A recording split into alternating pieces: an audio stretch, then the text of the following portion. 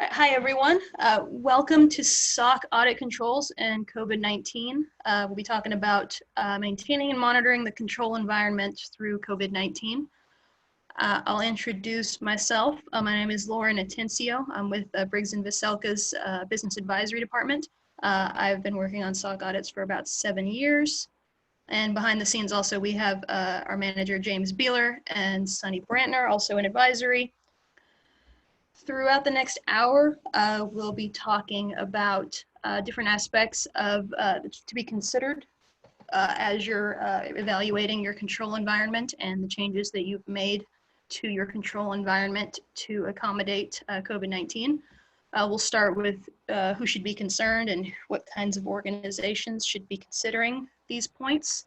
We'll talk about some examples of areas of your control environment that may be affected by COVID-19 and that should be evaluated accordingly. We'll go into talking about what kind of changes can be made and what you should be considering when determining how you will make operational changes and what aspects of those changes will need to be recorded formally. We'll have a little bit of discussion on potential impacts on SOC fieldwork and the presentation of your SOC report related to the changes that you'll be making mid-audit period for your SOC audit.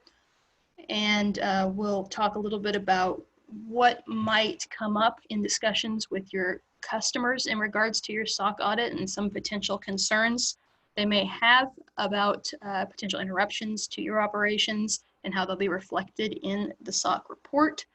And finally, we'll end with something of a roadmap guiding you through what points should be considered now, what should be considered once we go back to normal post-COVID, what should be considered when you are looking at about 6 to 8 weeks out of your next SOC audit fieldwork.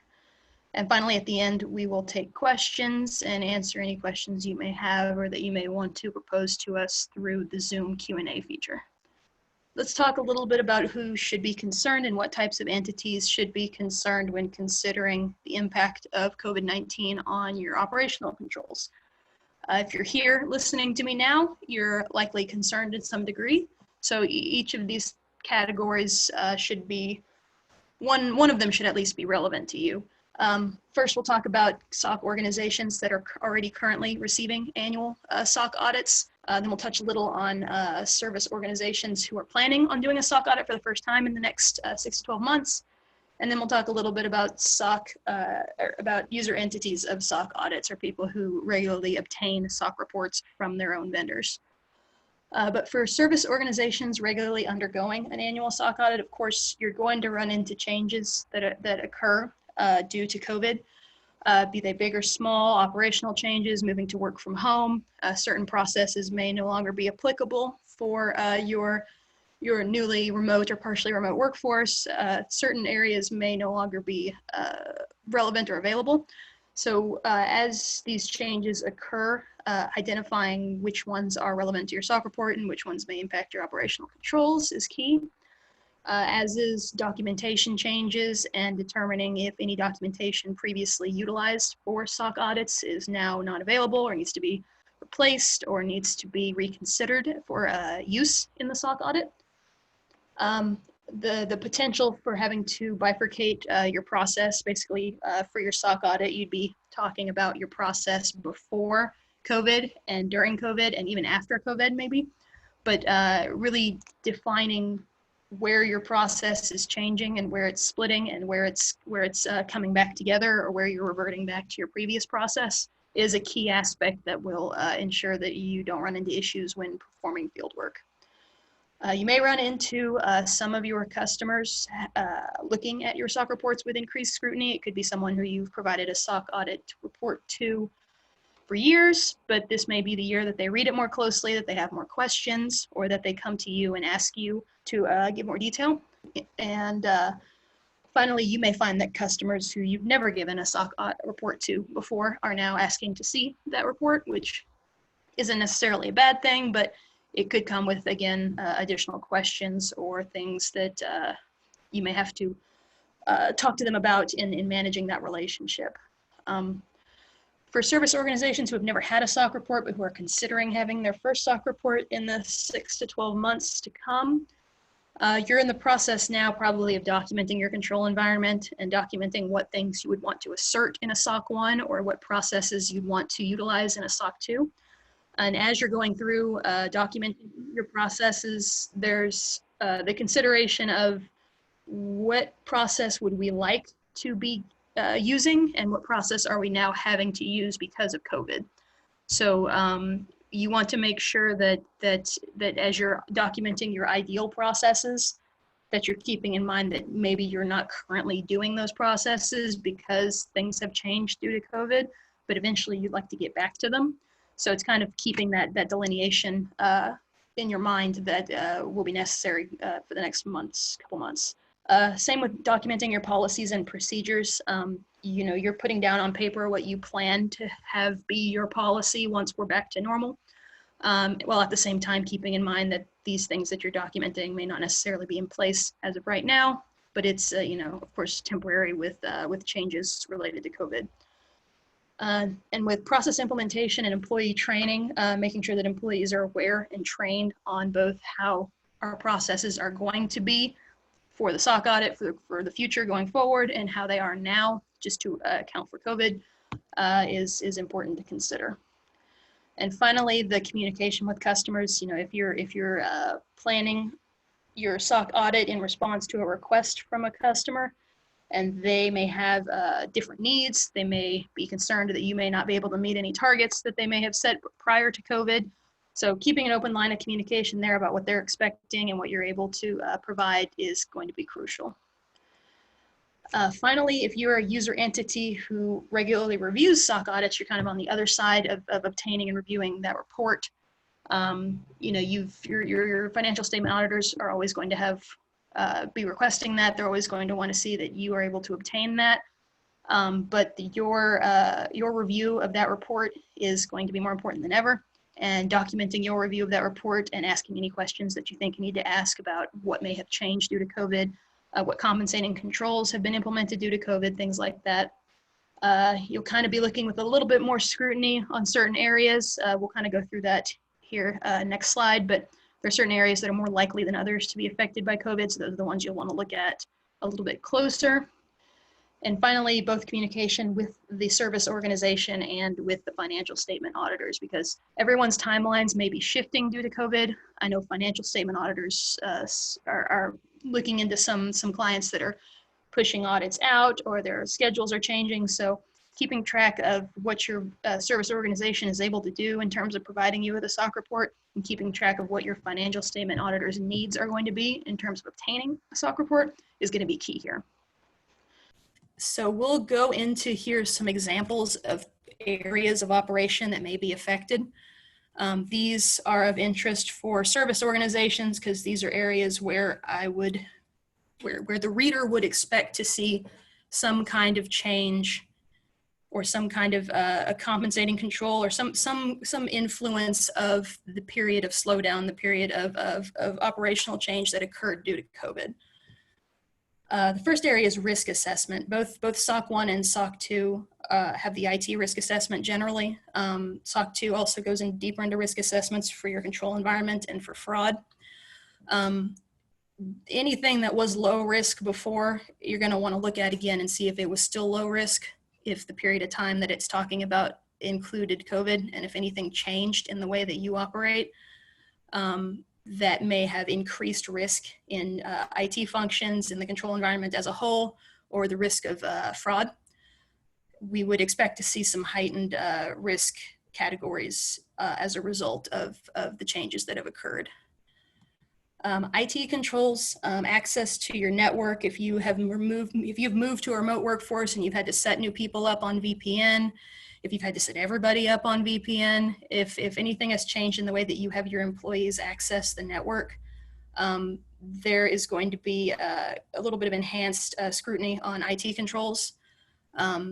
Anything that has to do with your application, if your application is web-based, it may not be as much of an issue, but if you have an application that's that's installed and that is a standalone, and there's a process involved in that installation and approving a computer to have it installed.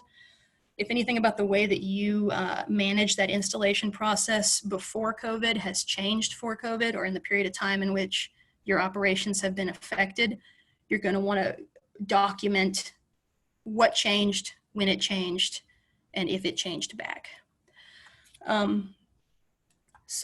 Monitoring controls are for both SOC 1 and SOC 2 in regards to changes to application and network access. If you have a process described for your SOC audit that says that we regularly review who has access to our network or who has access to our application, and you have had to add a lot of people in a short period of time to either of those, the testing around that area will be enhanced, and you may want to consider, if we say that we only review these accesses every 6 months and we had 10 times the normal number of access grantings in a 2-month period, you may want to increase the frequency of that review. If there was people who were added and then taken back off once we get through the COVID period, that's going to kind of, the activity in that area is going to increase, the number of items that we test in that area is going to increase, and the best practice there is to look at it with a little more frequency and a little more scrutiny. But same with security events and adverse event response. Timing is a big factor here. If anywhere in your SOC audit you assert the timing, the speed with which something is addressed or something is performed, and that speed standard no longer is applied because everybody's kind of working remotely, things are a little bit slower, you're still trying to delegate responsibility to a remote workforce, you want to look at those assertions and say, is this still realistic? Was this true for the full audit period? Was there a period of time where this didn't apply? And for the SOC 2, there's a step where you have to have a formal documented assessment of the control environment, and that's usually one where I'm having to get creative to find something that counts as a formal assessment of the control environment. But with what's happened and with the changes that have come with COVID, it's a good time to actually do that. It's a good time to assess your control environment formally as an operational benefit, as opposed to just satisfying the audit requirement, because that's a good way to get started on determining what areas may have been affected.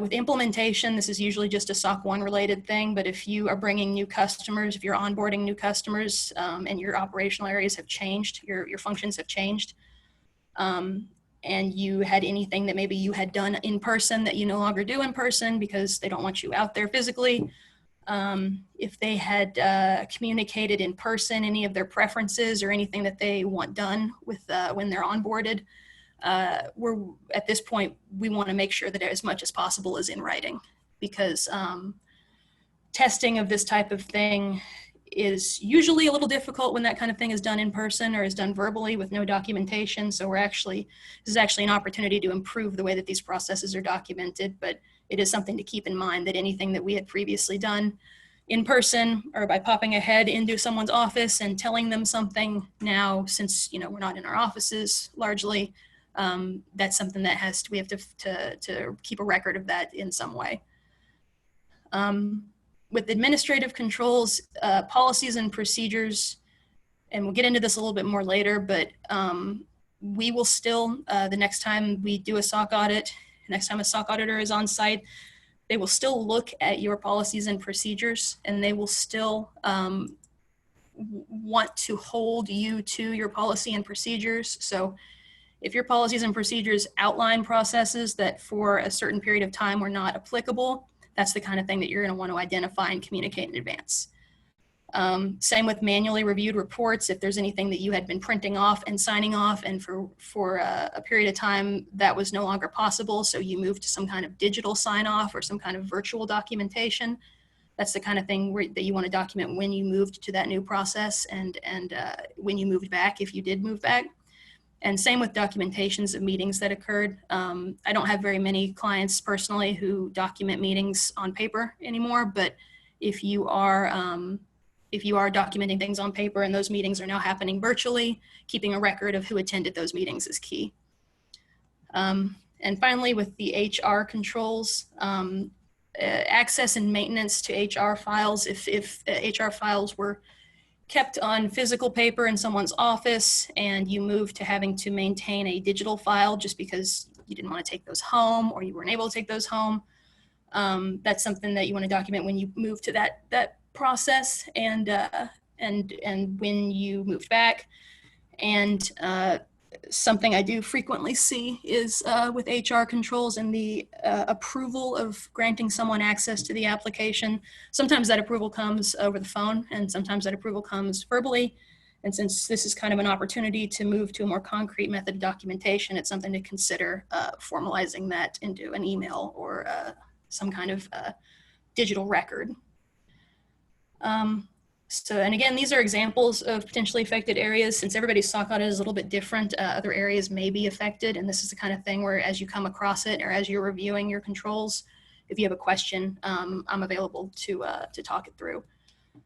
But the next section here, we're going to talk about what to consider when making these changes. So say you've been doing something one way, COVID happens, now you have to do it a different way. And not everything you change is going to be SOC relevant, but the best way to determine if it will be SOC relevant starts with identifying what are you changing? How did we do it before? How are we having to do it now due to COVID? And then look through what SOC assertions you've made, look through what objectives you've identified if you're doing a SOC 1, look through the criteria for your SOC 2, what processes have we included that incorporate the thing that we changed. If you're changing the way that a report is reviewed, if anywhere in your SOC audit, the review of that report is a pillar supporting the process is a pillar supporting the objective, that's relevant to your SOC audit and it's something that should be considered. And if you're someone who's been getting SOC audits every year, it can be helpful to look back at, okay, we've identified that this SOC control incorporates this process that we've changed. What did we give the auditors last year to test this? If you gave me 30 days of records of people attending a meeting, and for a period of time in your audit period this year, those meetings were not attended in person, now they're Zoom meetings, that's something to keep in mind and to communicate to your auditor that, okay, for this period of time, we did in-person meetings, then COVID happened. For this 4-month period of time, we did Zoom meetings, and then we went back to doing in-person meetings. And that's the kind of thing that keeping a record of when those changes occurred as precisely as you can, and keeping a record of when they reverted back, if they reverted back, if there was an overlap period where you did both. But the key point there is going to be keeping track of when those changes happened and what changed, because that's going to enable your service auditor to test, to bifurcate the testing, to test, okay, we're not going to test that you held in-person meetings for the period of time that you told me that you didn't. And if you're in the planning stages, if you're determining, if you're planning on having a SOC audit in the next 6 to 12 months for the first time, identifying what did we plan to use to support this? Can we still use this to support this? Do we have to have a period of time where we use something else to support this assertion we've made? Same kind of idea as the ongoing service organizations, but basically being aware of when that change happened and when it reverted. The next thing to consider is documentation. On the timing front, the key points of timing are, when did we put this change into effect? When did we tell employees that this change was in effect? And did we have to make any changes to our software to accommodate this, this operational change that we made? All three of those dates are going to be relevant to me when testing, to your service auditor when testing, and it's going to help them avoid encountering any kind of technical exception to, you didn't do this on this date. Oh, well, that was one of our COVID affected dates. We did it a different way that time. It'll save having to go through that process of clearing what look like exceptions, but actually aren't. For policies and procedures, ideal world, and when I say ideal world, I know I'm saying you don't have to do this, but ideal world with your procedural documents, having some kind of documented alternate process, your COVID plan, your COVID processes, whatever it is, you have something down on paper that says we used to do it this way for a period of time, we're going to do this way. We'll let you know when you can go back to doing it the old way. That would be ideal. But at the very least, for SOC audit purposes, if you were to go through your procedures that you already have documented and highlight anything that, well, this probably wasn't in effect for the full audit period because our audit period had COVID in the middle of it. So this process in our policy that we say that we do 100% of the time, maybe we didn't do this 100% of the time for the period of time, and kind of flagging this is something that we had alternate procedures for a while, just to allow us to be aware of what not to look for certain periods of time. And then replacement support. If your process changed and something went away, the manual sign-ins of a meeting went away, something has to fill in its place. There's a little bit of wiggle room depending upon what the thing is that went away. But the goal should always be to take something, if something went away, to replace it. Some kind of documentation to replace it, some kind of record, some kind of audit trail, something to allow alternate testing for that period of time. And this is the kind of thing where your service auditor will be able to help you determine if what you would like to use as alternate documentation is appropriate, or if it's something that we need to find a better idea to replace. And the last thing to consider when making operational changes are kind of thought points, things to think about as we traverse this COVID event. When we change something, how long will it be changed for? Do we have a target date that we're going to change it back? Are we just until further notice, things are done this way now?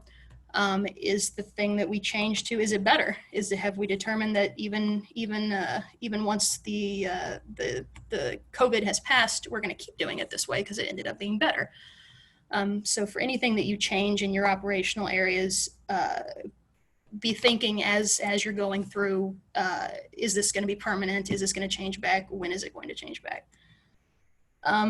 Also be thinking about, once you've identified something that you've changed that is SOC impacting, kind of be thinking about how important of a SOC point is this. If you're doing a SOC 1, you have an objective that is supported by one assertion, and that one assertion is that you have manual meeting minutes that are signed by all attendees. If you no longer have those manual meeting minutes, you're definitely going to need something to replace them, because otherwise that objective has nothing to support it.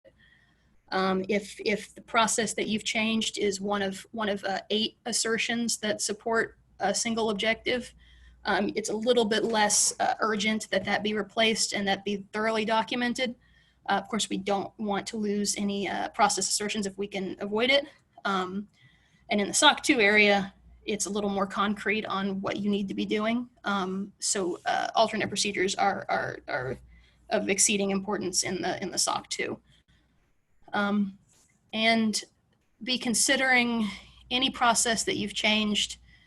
If we had a complementary user entity control, basically if we had said something that our customers need to be doing to make sure that our controls as the service organization work, and if you change the process and there's something new that they need to be doing on their end, if it's a process that involves customer information, customer feedback, anything that the customer that touches on the customer's actions on their end, if we need them to be doing something extra to make sure our new COVID process works, we need to be thinking about putting that into our report the next time around. And when it comes to fieldwork and your report, there may be a few things that are a little bit different, but the goal of having webinars like this, the goal of communicating with your service auditor is to have as few interruptions and as few changes as possible. But some potential changes to fieldwork, and I made that one kind of jump there because this is the most important one, is communication. We want to be identifying where things changed, where things diverged, where they came back together, where we went back to old processes. If we went back to old processes, documenting these things on your end and being able to provide your service auditor with a it doesn't even have to be detailed, just a list of things that changed, when they changed back, is going to be key to making sure that your SOC audit fieldwork doesn't drag out. And on the service organization's end, if we change a process and documentation for this new temporary process is different than it was for the old one, testing to make sure that that is actually retained and available. You can communicate to your employees, okay, we're doing things this way now. You're gonna want to keep these emails. You're gonna want to keep these Zoom logs, these audit records. Kind of testing periodically to make sure they're actually keeping these things, or make sure it's possible to easily keep these things, is going to be key in making sure that we don't run into any exceptions when we do try to test your new processes for that temporary period of time. And in advance of field work, your service auditor, if anything has changed that requires alternate testing, they're going to pitch to you, here's how we'd like to test the COVID period. Giving your feedback on that testing is going to be key to making sure that they're not having to devise alternate testing on the fly. And in regards to the SOC report, the description of the system, which is kind of a key portion of the SOC report, in the front of the report, that describes how your system operated for the full audit period.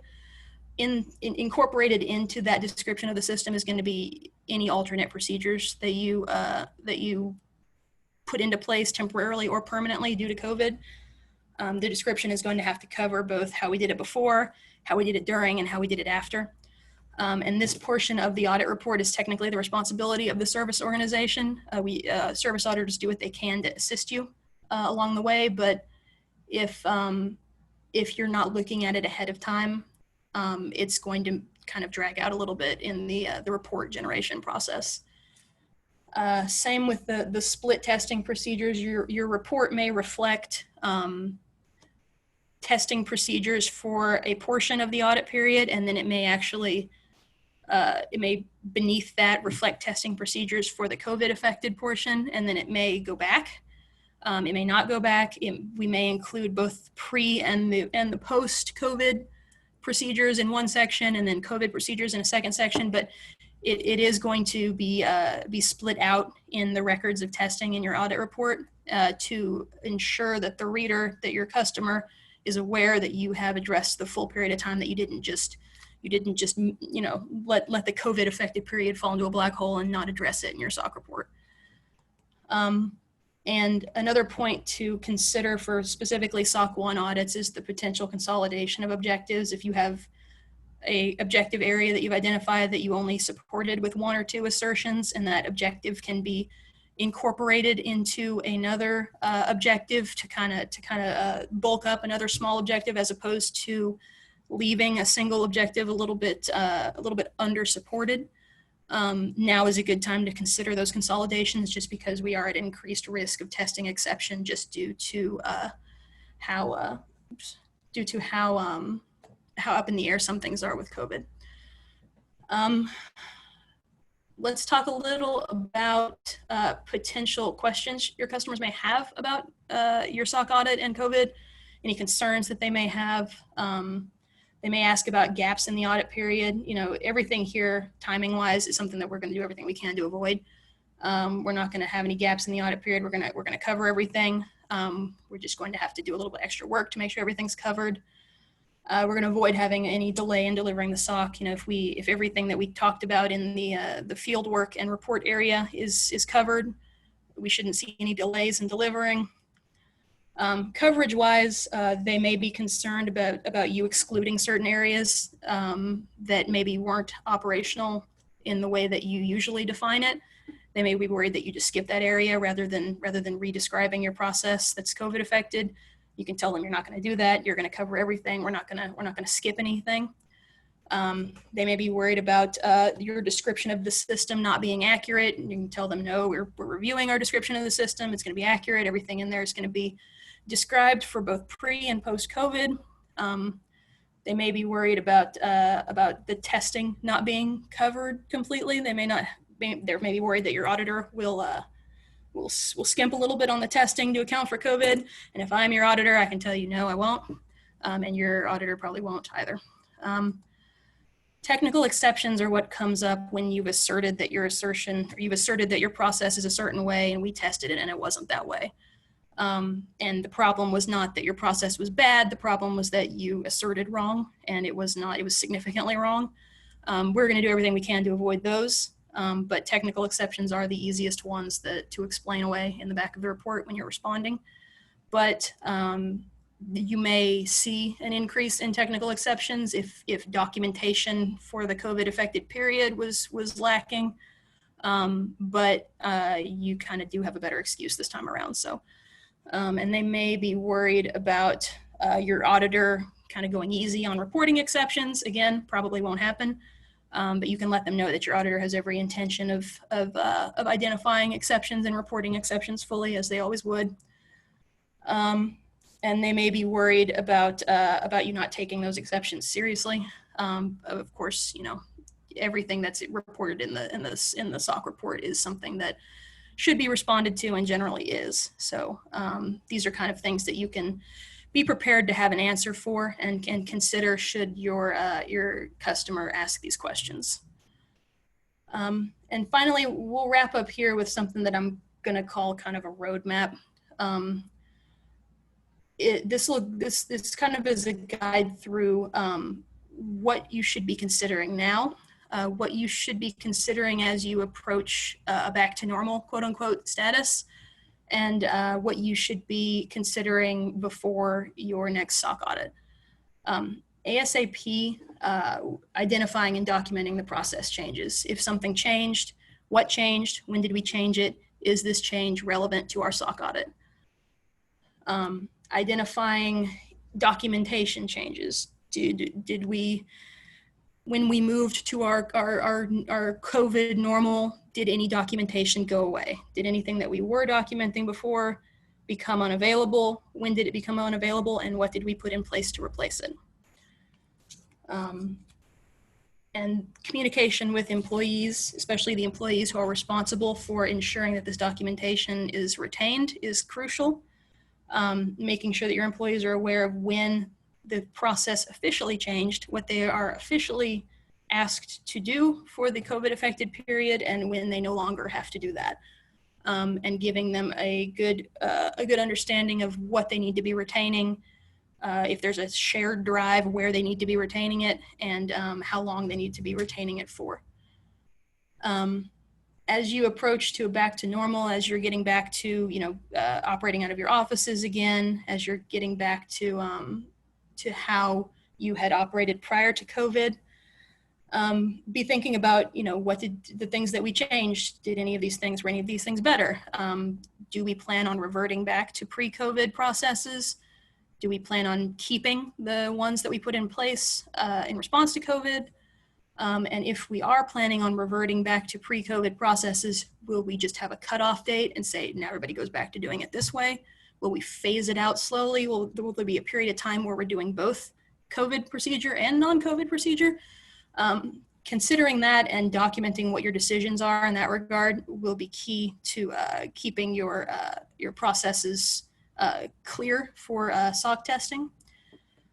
At this point, kind of doing a spot check on documentation that you may have implemented strictly in response to COVID, to make sure that things were retained, and to make sure that when you're telling your auditor, we did it this way for COVID and we documented this for COVID, that those things that you're telling them are actually going to be there and available and testable.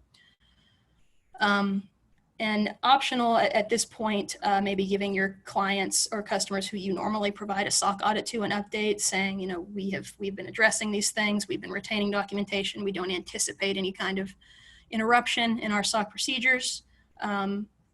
It's kind of, you know your customers better than I do. So, and finally, before your next SOC audit, if you have already been doing SOC audits, we kind of touched on the description of the system, giving yourself a good amount of time to read through that and identify anything that changed or anything that may not have been strictly true for the full audit period is going to be very beneficial. You don't want to be trying to do this 2 days before we come out for field work, because it's going to take a little bit more time, and it's better to keep track of it over time. But in reviewing that section of the report or reviewing what you had planned to assert as your description of the system is a key preparation for your next SOC audit. Same with the complementary user entity control considerations. That's again the list of things that you are telling your customers that they need to be doing to make sure that your controls are operational. Scanning through that and looking for anything that that maybe we need to add because we changed our processes, or anything that maybe you're aware that your customers may not have been able to do because they had changes in their processes. Anything that potentially could have been affected on their end. You know, it's really not your responsibility to make sure that they're compliant. That's basically, that section is basically a caveat that if they don't do their job, they can't assume that your controls are all 100% operational and effective. But it is something to consider. More is better in that section because we need to make sure that the customers know they have to do their part, basically. And 6 to 8 weeks before the SOC audit is around when your service auditor may be reaching out to you and saying, okay, we know that we know that some of your areas may have been affected by COVID. Can you tell us what they are? Can you tell us what you changed? Can you tell us when you changed it?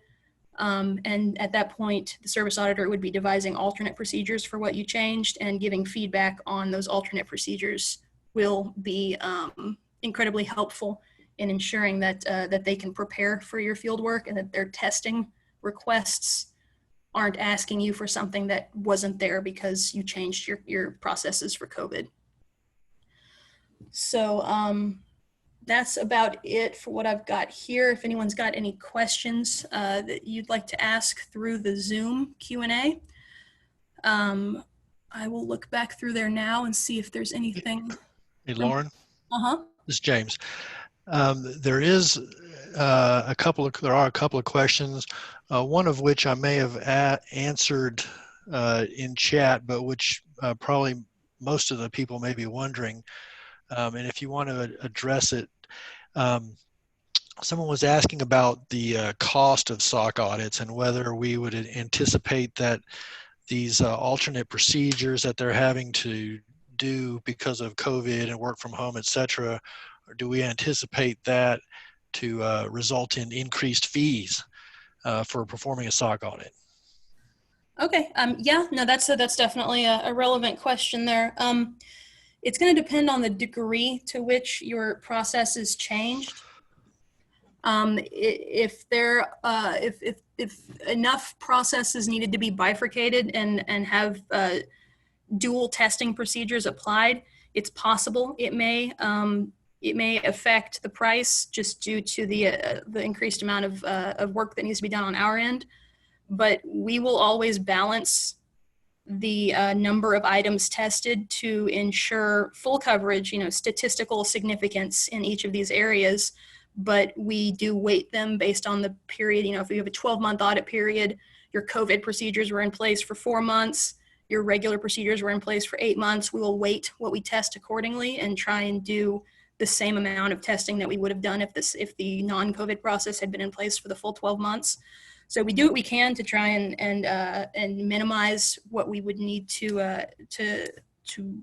add to our fee in that regard. But I don't see it being anything significant unless everything changed significantly for COVID and you decided not to change it back.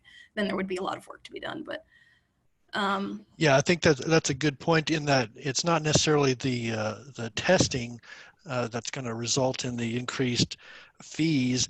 It's going to be analyzing the changes and documenting that in the description, and to the extent that the client can be aware of that and be involved in that on their own and not necessarily rely on their SOC auditor, then that can help keep the fees down. Yep. No, anything that you do in advance and provide to me that I would have had to do otherwise is going to bring the fee down. So, as a general rule. Any other questions in there, James? Yeah, there is one other question that it seems very applicable to the topic, but it's kind of from the other side. The question is, can a SOC audit be done 100% remote? That is a good question. And the answer, as always, is it depends. There are certain aspects of SOC audits, in particular SOC 1 audits, that sometimes are heavily observation based, because certain processes are, certain things are asserting to the way that things operate, and they may not necessarily be things that there is a physical or documented record of. We are very good at brainstorming alternate procedures, and your service auditor will always be willing to talk to you about potential alternate procedures to document a process that you definitely want in your SOC report. If after that back and forth, there are certain things that you want to assert that we cannot do anyway other than physically observing, it may require limited on-site procedures. But from what we've seen so far, we've actually had pretty good experiences with remote SOC audits. We've done a few 100% remote in the time since COVID hit. The key to those being successful is documentation in advance, communication in advance. Basically, if you're prepared to provide PBC items well in advance, yes, it can be done. But if it's the kind of thing where PBC items are only provided once we're on site, or on Tuesday of the week that we're on site, then it would be less of a possibility, and it may result in an extension of field work beyond the week intended. So it's not a terribly concrete answer. The answer is it depends, but the communication in advance of field work is going to be what determines if it can be done. Okay, and there's actually another question that came in that kind of ties a couple of questions together. The question was, will COVID-19 make a difference if I need a SOC 1 or a SOC 2? And that kind of falls in line with an earlier question that someone wanted a little bit of an explanation as to the difference between SOC 1 and SOC 2. And so that kind of leads into the COVID effect on whether you need a SOC 1 or not, or a SOC 2, which it probably doesn't make a difference. But if you give kind of a detail of the difference between a SOC 1 and SOC 2, maybe that'll help answer both questions. Okay, yeah, no, that definitely makes sense. In general, a SOC 1 is an evaluation of the of controls at an organization that have the potential, if they were to fail, to cause a material misstatement to the financial statements of that entity's customers. So in theory, anything in a SOC audit, a SOC 1 audit, should have a kind of a trickle-down effect or potential effect on their customers' financial statements. A SOC 2 is more tech-based. It's based around a set of established criteria: security, availability, confidentiality, processing integrity, processing integrity, and a fifth one. I'm out of order now, but privacy. There we go, privacy. So these criteria are set in stone and concrete, and they are the processes that support them generally are tech related. They're based on reports output from systems in use, and while they're very different, and it usually boils down to who's asking for your SOC report. If you have a customer whose financial statement auditor is asking for your SOC report, they want a SOC 1, and it is in your best interest to get a SOC 1 because their financial statement auditor will not take a SOC 2. If it's a matter of remaining competitive, or if it's a matter of wanting to be able to assert your SOC controls around tech, and it's not strictly to satisfy an auditor, a SOC 2 is the direction you go. The COVID, I don't see affecting whether you go from a SOC 1 to a SOC 2, because nobody's financial statement auditor is going to change their standards of what they want. Having a SOC 2 to address concerns about COVID. I mean, if you're not getting one currently, and maybe you want to underline the fact that we had these controls in place in compliance with the established criteria standards for a SOC 2, I mean, it's a good time to get one if you're not getting one, just because people are going to be, customers, potential customers are going to have increasing levels of concern now that they've seen how a pandemic goes down, and they've seen how things can change. It may be a good time to consider it, but I don't see needing to go from one to another as a result of COVID. We did have another question that just came in. Is documenting a change after the fact acceptable? To make the control change, and then go back later and document how and why? Documentation would be later, and all of these would seem to necessarily violate formal change management controls. So I guess you may want to just talk about going back and documenting a change after the fact. Because it seems kind of dangerous, but. Well, no, it depends. By if something changed for COVID and you had everybody start doing something differently because everything changed on the fly, and everybody we wanted to minimize service interruption, we wanted to minimize interruption to our processes. Going back after the fact and writing down, here's when we changed it and here's what we changed, from just getting it down on paper so you can give it to the auditor perspective. You can do that whenever, as long as you know when that change happened and you know what you changed. In terms of documenting formal procedures, if everything changed for the 4 months of COVID, and then once you get back to normal day-to-day operations, and then you document formal procedures for how to handle COVID, it will be less valuable to me. But the most important thing is the timing of this, of knowing when you changed things, what you changed, when you changed back. In terms of keeping your employees up to date, getting those formal COVID procedures or formal COVID changes documented and distributed would be nice. But for your audit, as long as you are able to communicate to us with reasonable accuracy what you changed, when you changed it, when you changed back, and any documentation that was available that may not be available, or alternate documentation that may be available, as long as you're able to communicate that to us before the next SOC audit, you should be fine. It looks like we have another question about subservice organizations, and what would need to be done if a subservice organization does not implement adequate controls. Well, there's a varying degree of teeth that your assessment of your subservice organization can have. If there's not a lot of competitors, basically the only responsibility that you as the service organization are going to have there is to document that you assessed your subservice organization and that you either found them lacking or that you found that it was appropriate. I definitely would say that giving a little bit more of an enhanced review than you normally do to your subservice organizations is warranted, given COVID. But the SOC guidance doesn't hold you to any requirement other than to periodically assess them. That they don't hold you to, well, you've assessed them and determined that everything was terrible. They're not going to say, well, why haven't you fired them or anything like that. They just want to, basically they want to know that you are aware that they're terrible, if they are in fact terrible. So getting that down on paper, that you assessed them, and that if you did happen to find that certain control areas were not effectively implemented through COVID, that is something to note and definitely something to consider in your vendor assessment of them and your assessment of their competitors.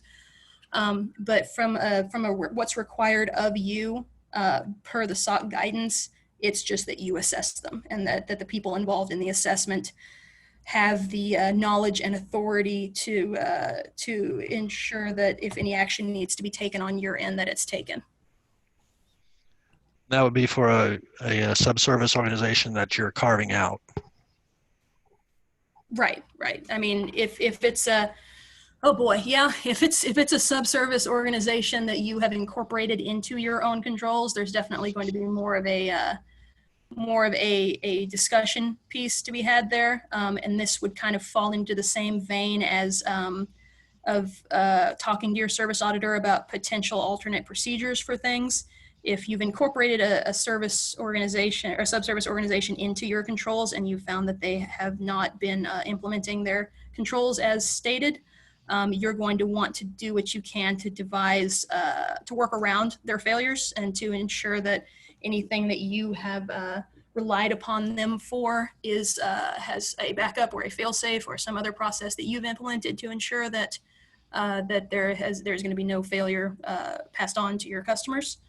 That's definitely something that you want to reach out to your service auditor about as soon as you become aware of any lacking in your subservice organization, just to talk through it and to make sure that you're going to be fully covered. Okay, that's all the questions that I had. If anyone else has any other questions, or if you think of something after the fact that you want to ask me about, you're welcome to email me at any time or give me a call. All my information is up there on the screen. And you know, as you're documenting processes, as you're going back to your normal or finding your new normal, and you have concerns about how your SOC audit or your potential SOC audit may be affected, as always, it's best to ask as soon as you think of it, because we may give you helpful hints that you know, the goal is always going to be to minimize interruption to your operations and not add any work to anybody's plate if we can help it. But addressing those things as they crop up rather than trying to address them all at once before you get your SOC audit will always make things easier for everybody. And I guess that's it for me. Again, reach out to me anytime if you've got questions, and I very much appreciate everybody tuning in, and we'll let you know if we decide to do this again. Thanks, everybody.